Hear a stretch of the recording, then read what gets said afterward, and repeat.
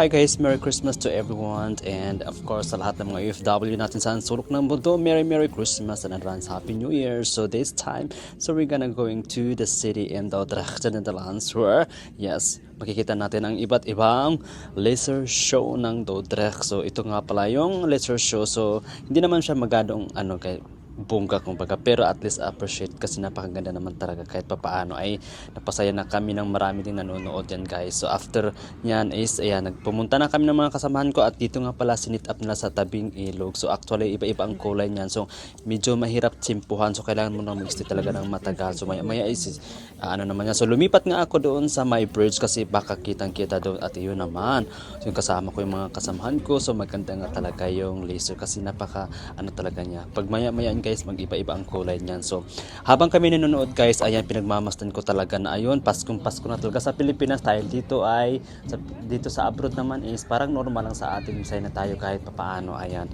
so Merry Christmas na lang sa lahat. So habang pinanonood ko yung laser, ayan, so nai-enjoy ko talaga yung panonood kasi nga ayan, sumasaya palag at may music din guys. So hindi ko lang masyadong inano yung music, baka ma-CPR tayo. Karay. So pagkatapos niyan guys, tingnan nyo ay sumasayaw-sayaw talaga yung, actually hindi ko natsimpuhan yung iba't ibang kulay. So ngayon natsimpuhan ko na talaga, pero saglit ko lang talaga nakunan kasi madali lang mawala.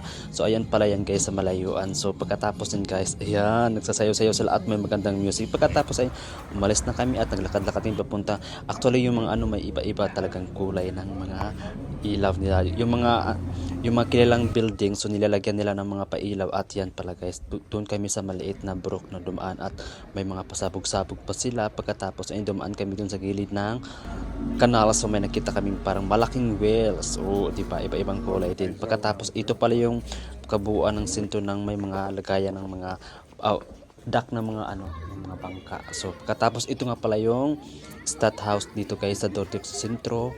Ayun, napakaganda po talaga. So maraming tao din pala at naglagay din sila ng carpet kasi maraming tao nanonood kasi may show kasi yan sa iba't ibang kulay. So ayan lang guys, so hindi kami nagtagal doon kasi super lamig po talaga. So Merry Christmas sa lahat and advance Happy New Year. Thank you.